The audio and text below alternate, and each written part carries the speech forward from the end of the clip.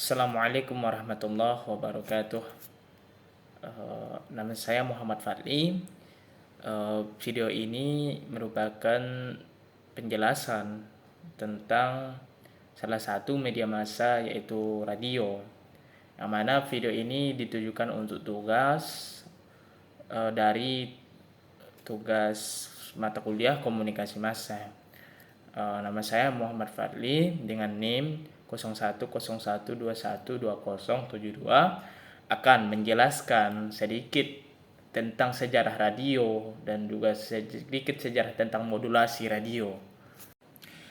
Radio merupakan salah satu jenis media massa satu arah yang berperan untuk menyampaikan pesan berupa berita, informasi, dan hiburan, yang mana ditujukan kepada masyarakat untuk jangkauan yang luas. Radio memiliki perkembangan yang cukup lama menjadi media komunikasi massa seperti saat ini, yang mana itu semua berkat ketekunan dari 3 orang cendekiawan, yang mana diantaranya seorang ahli teori ilmu alam yang bernama James Maxwell, yang berhasil menemukan rumus yang diduga dapat mewujudkan gelombang elektromagnetis, yang mana gelombang yang digunakan untuk gelombang radio ini juga digunakan pada gelombang televisi yang ditemukan pada tahun 1865. Yang mana berdasarkan teorinya dapat kita ketahui bahwa gerakan magnetis bisa mengarungi ruang angkasa, yang mana dia memiliki kecepatan hampir sama dengan kecepatan cahaya, yaitu sekitar 186.000 mil per detik. Teori Maxwell ini dibuktikan oleh Heinrich Hertz pada tahun 1884, namun baru digunakan untuk tujuan yang praktis oleh Guglielmo Marconi, di mana Marconi telah dapat mengirimkan tanda-tanda tanpa kawat yang mana melintasi Samudra Atlantik. Perkembangan radio yang sebagai media massa ini berkembang di beberapa negara. Yang pertama itu diawali di negara Amerika Serikat, yang mana dengan pengembangan penemuan Marconi dikembangkan lagi oleh Dr. Lee De Forest pada tahun 1906, yang mana karena berkat jasanya itu pula ia dijuluki sebagai The Father of Radio. Sejak saat itu juga radio di Amerika Serikat mulai mengalami perkembangan yang pesat. Pada bulan Maret 1923 berdiri sekitar 556 stasiun radio. Nah, baru tahun 1926 berdirilah NBC, National Broadcasting Radio, sebagai badan siaran radio yang luas dan besar. Lalu muncul pesaingnya yaitu CBS, Columbia Broadcast System, yang mana sejak saat itu juga radio terus berkembang di beberapa negara seperti Inggris, Prancis, Uni Soviet, Jepang, dan Cina. Selain perkembangan radio juga memasuki tahap penyempurnaan, yang mana Profesor H. Armstrong dari Universitas Columbia pada tahun 1933 memperkenalkan sistem frequency modulation atau FM sebagaimana penyempurna dari amplitude modulation atau AM. Nah, apakah itu FM dan AM? Sebelumnya kita perlu mengetahui tentang sejarah radio AM dan FM.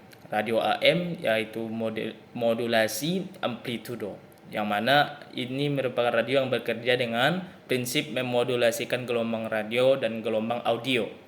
Yang kedua gelombang ini sama-sama memiliki amplitudo yang konstan. Namun, proses modulasi ini kemudian mengubah amplitudo gelombang pengantar radio sesuai dengan amplitudo gelombang audio. Nah, pada tahun 1896 yang tadi ilmuwan Italia Guglielmo Marconi mendapat hak paten atas telegraf nirkabel yang menggunakan 2 sirkuit.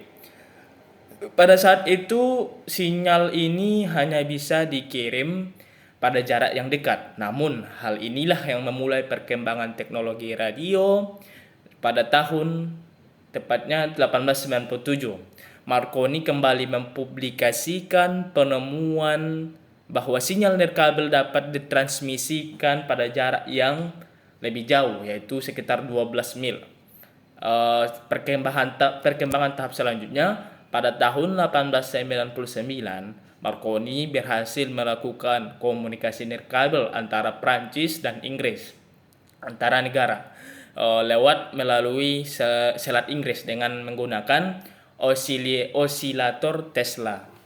Nah, John Ambrose Fleming pada tahun 1904 menemukan bahwa tabung audio dapat digunakan sebagai receiver atau receiver nirkabel atau penerima nirkabel untuk teknologi radio ini. Nah, 2 tahun kemudian di tahun 1906, Dr. Lee De Forest menemukan tabung elektron yang terdiri dari 3 elemen triode audion.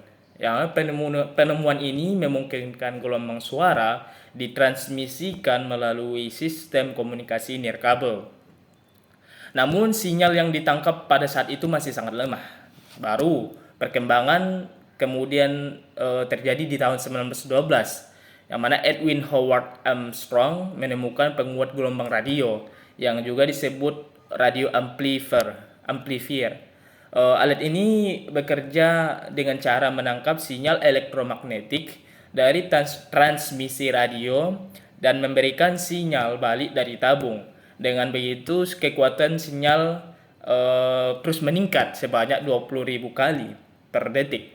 Nah, suara yang ditangkap juga jauh lebih jelas, jauh lebih kuat dan jelas, sehingga bisa didengar langsung tanpa menggunakan alat pendengar kayak seperti earphone. Nah, penemuan ini kemudian menjadi sangat penting dalam sistem komunikasi radio karena jauh lebih efisien, mudah, dan juga mudah dibandingkan alat yang terdahulu. Meskipun demikian, legalitas atau hak paten atas amplifier jatuh ke tangan Dr. Lee De Forest. Sampai saat ini, radio amplifier masih menjadi teknologi inti pada pesawat radio. Yang awal penggunaannya radio AM amplitude modulation hanya untuk keperluan telegram nirkabel, yang mana orang pertama yang melakukan siaran radio dengan suara manusia yaitu adalah Reginald Aubrey Fessenden. Ia melakukan siaran radio pertama dengan suara manusia pada tanggal 23 Desember 1900 pada jarak 50 mil dari Cobb Island ke Arlington, Virginia. Yang itu saat itu radio AM tidak terlalu banyak digunakan untuk siaran radio komersial karena kualitas suara yang buruk. Sedangkan radio FM itu adalah radio modulasi frekuensi, yang mana ia memiliki pekerjaan yang sama dengan radio AM, yaitu dengan memodulasi gelombang radio atau penghantar dengan gelombang audio. Namun pada radio FM ini membutuhkan proses modulasi yang menyebabkan perubahan pada frekuensi. Ketika radio AM yang umum digunakan, Armstrong menemukan bahwa masalah lain radio terletak pada jenis sinyal yang ditransmisikan. Pada saat itu, gelombang audio ditransmisikan bersama gelombang radio dengan menggunakan modulasi amplitudo. Nah, modulasi ini sangat rentan dan sering terkena gangguan cuaca. Nah, pada tahun 1920-an, Armstrong mulai mencoba menggunakan modulasi di mana amplitudo gelombang penghantar radio dibuat konstan atau tetap. Pada tahun 1933, ia akhirnya menemukan modulasi frekuensi yang menghasilkan suara jauh lebih jernih serta tidak terganggu oleh cuaca buruk ataupun halangan lainnya. Namun sayangnya teknologi FM ini tidak serta-merta digunakan secara massal pada waktu itu. Depresi ekonomi atau kesulitan ekonomi tahun 1930-an menyebabkan industri radio enggan mengadopsi sistem baru ini karena mengharuskan penggantian transmitter dan receiver yang memakan banyak biaya. Nah, pada tahun 1940-an, Armstrong bisa mendirikan stasiun radio FM-nya pertama dengan biaya sendiri. 2 tahun kemudian, Federal Communication Commission atau FCC mengalokasikan beberapa frekuensi untuk stasiun radio FM yang dibangun oleh Armstrong. Perlu waktu lama bagi modulasi frekuensi untuk menjadi sistem yang digunakan secara luas. Selain itu, hak paten juga tidak kunjung didapatkan oleh Armstrong. Karena tidak juga mendapatkan legalitas dari pemerintah, akhirnya Armstrong pun frustasi akan perjuangan selama ini. Dan Armstrong pun mengakhiri hidupnya secara tragis dengan cara bunuh diri. Nah, namun beruntung istrinya berhasil memperjuangkan hak-hak Armstrong atas penemuannya. Baru pada tahun 1960-an, OFM menjadi sistem yang benar-benar mapan. Hampir 2000 stasiun radio FM tersebar di Amerika. FM menjadi penyokong gelombang mikro atau microwave pada akhirnya FM benar-benar diakui sebagai sistem unggulan di berbagai bidang komunikasi. Demikian video ini saya buat, semoga bisa bermanfaat dan tentunya kita bisa mengetahui sedikit sejarah tentang perkembangan berdirinya radio. Baik, saya Muhammad Fadli mengucapkan terima kasih. Billahi taufiq wal hidayah. Assalamualaikum warahmatullahi wabarakatuh.